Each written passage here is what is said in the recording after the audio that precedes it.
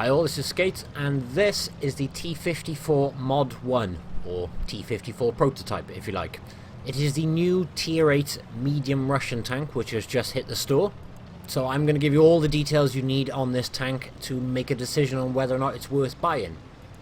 The most obvious thing you can see is it looks like a T-44. Well, it also handles like a T-44 as well, but there are differences. So the main part of this video is going to be comparing the two tanks, showing some gameplay on the tank, and giving you every single thing you need to know about it. Now, the first thing we need to get out of the way. Russian tanks, like the IS-3 here, are known for being slightly OP. The T-44 is not. The T-44, as you can see here, is being shot at by its own 100mm gun. As you can see frontally, it can penetrate itself absolutely no problem at all. So the armor on a T-44, when it's been shot at by a T-44, is absolutely not OP. At the end of the day, it is a medium tank. So let's compare the armor on this to the armor on the T-54 prototype. Hang on. What now? No angling.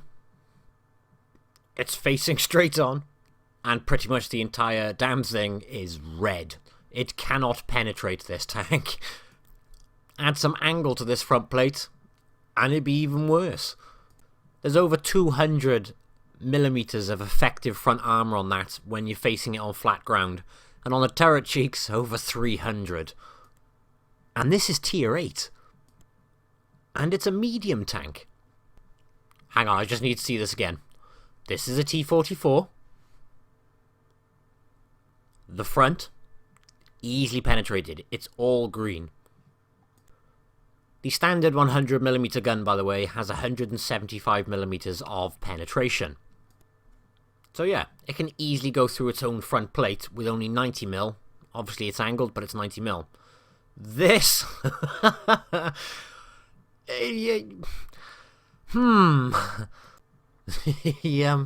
The armor on this is absolutely insane. The only place this is really going to get penetrated if it's hull down is right next to the guns through the mantlet.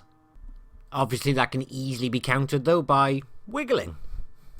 Now facing this thing head on, it's got 200mm or over 200mm of effective armor. Angle it and that effective armor goes over 230. Certain tanks are going to struggle with their APCR shells to pen this thing. So yes, its armor is... it's friggin' bananas is probably the only way I can describe it. It's just... Jesus Christ. If this was a heavy tank, I would not be this shocked by this armor.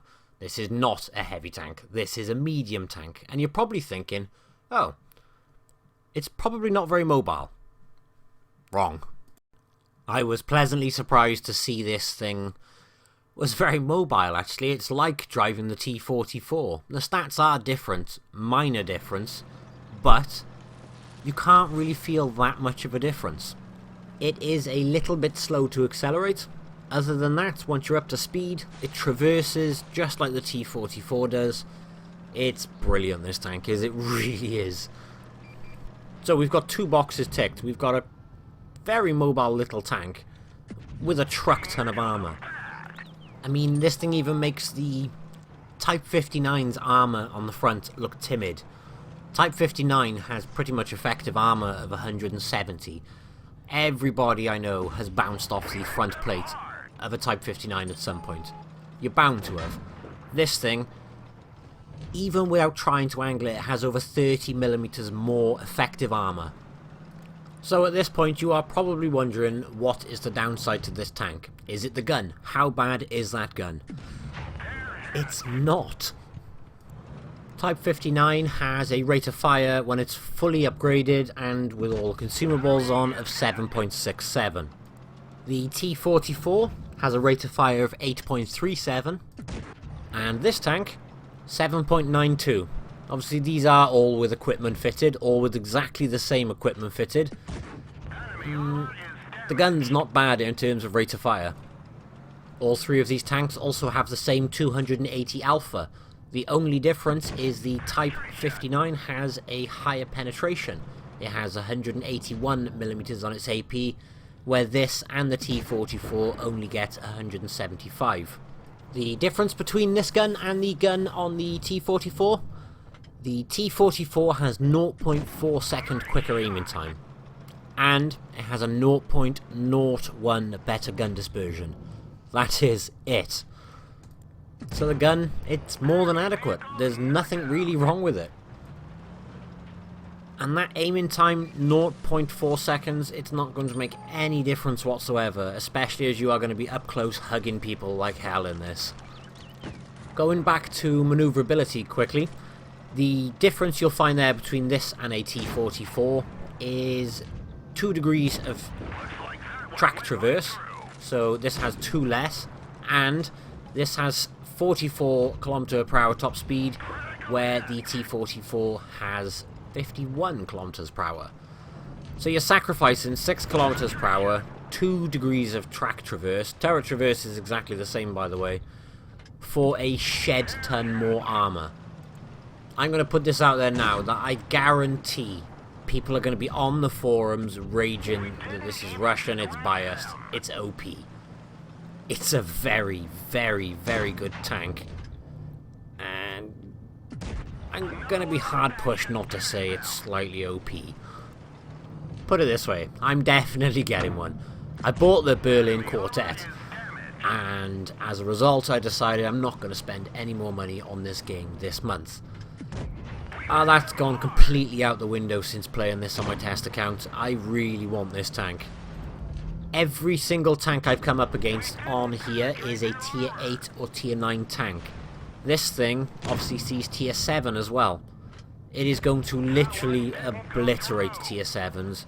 This is a brawling monster. It is a brawling nightmare. I can guarantee if a T-43 rocks around the corner and sees this little thing charging towards him and face hugs him, he's a goner. I am sugarcoating this as best as possible. I think this is very... It's OP. It's just bonkers. Now, that being said, don't go driving full speed into an entire red enemy team and go, well, he said it was OP, it should do it. It's OP if you play it correctly. If you can persuade people to shoot at your turret, and you stick in close to people, and you hug them, and you keep moving, it is really, really bouncy. I bounced a ridiculous amount of shots then, but I wiggled, and I kept the tank angled constantly. You'll see every time I think they're going to fire, I'll flick the tank slightly, just trying to get more of an aggressive angle at that point in time. Now this is a T-30 with a stock gun. The stock gun still has plenty of penetration, and he does get 1 or 2 into me. And now, this is where you could probably say the only downside of this tank is. Look at my ammo. I only have HE left. I should have just loaded a couple more AP or APCR, and just don't waste your time with the HE. The thing with this, though, is nearly every one of these shots in this game has hit, minus about, I think about 2 or 3 shots didn't go in. That basically means that the max damage you can do on this tank is around 6,000 damage. Now, it's not very often we're going to do around 6,000 damage at tier 8, but what it does mean is you could run out of ammo if you just keep spamming and wasting shots. Either that, or if you find yourself in a scenario where you need to carry, you might run out of ammo if you don't use your shots wisely. So I have no shots left here, but rather than just exit, I am going to let them kill me, but I am going to try keep putting a bit more angle on it, just to see if I can produce a couple more bounces. Again though, look at the mobility. That's not slow. That's not slow in any shape or form. This VK by here, I think he's virtually stock, so he is going to bounce a bit more often than your normal tier 9 VK would. Still though, I'm side on to him and he's bounced a couple of shots off me already. So I am about to die at this point now. You can see I am still trying to get some bounces on. He bounced one more. I don't think the T-30 bounces by here. No. So that's me gone. And that's 6,000 damage with all my ammo gone. Literally all of it wasted. This is nitpicking at the tank because very rarely will we ever do 6,000 damage in a tier 8 game. But this is probably one of the only downsides to this tank. And let's be fair, that really is nitpicking. Now that game was classed as a draw. I did 6,000 damage and only 145,000 credits actually. Couple of things to take into consideration there though. I fired a lot of APCR and I don't know what the end is. I was like okay, so I fired a lot of APCR and it was a draw. There we go. So obviously you don't get a lot of money for a draw as it is. So in this scenario, I'm going to get a win so I can show you what sort of credits you can expect from this tank.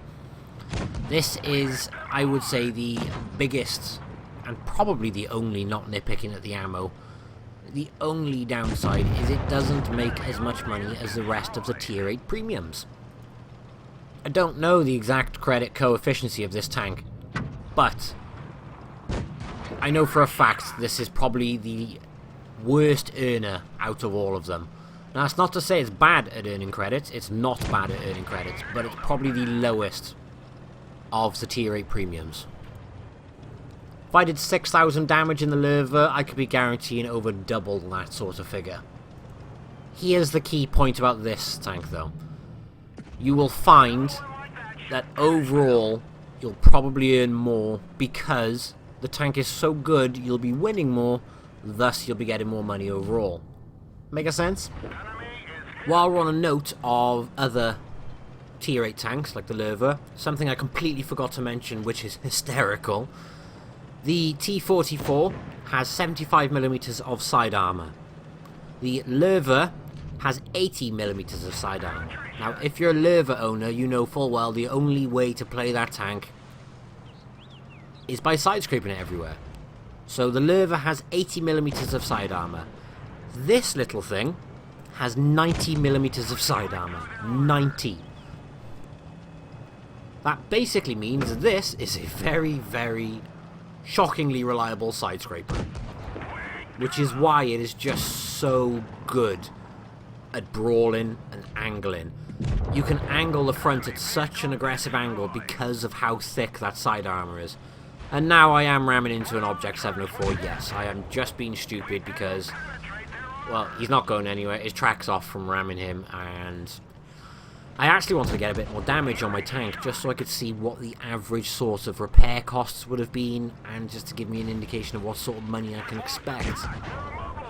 And I'd like to sit here and say I, on purpose and intentionally, dunked 2 of those shots into the spaced side armor on that thing. But it wasn't, it was me just being an idiot. Now you'll see I've gone, okay, I can't shoot there, so I'm going to reload and shoot it in the correct place. If you didn't know that, by the way, that bit there is spaced side armor, that bit there is not. So always aim for the upper part on these. At the point of making this video as well, I have absolutely no idea how much this tank is going to cost. It's a tier 8 premium, I imagine it's going to be pretty pricey. I really want one though. It's just... it's like bringing a shotgun to a knife fight. This is the stat padding equivalent of the IS-6, just in a medium tank form. In fact, I would prefer to take one of these over an IS-6 any day. And it's a lot faster and much more agile than an IS-6, and as a result I find tanks like this much more versatile. Now you'll notice we only have 100,000 credits for 4,000 damage. For a tier 8 premium, that's not a huge amount of silver.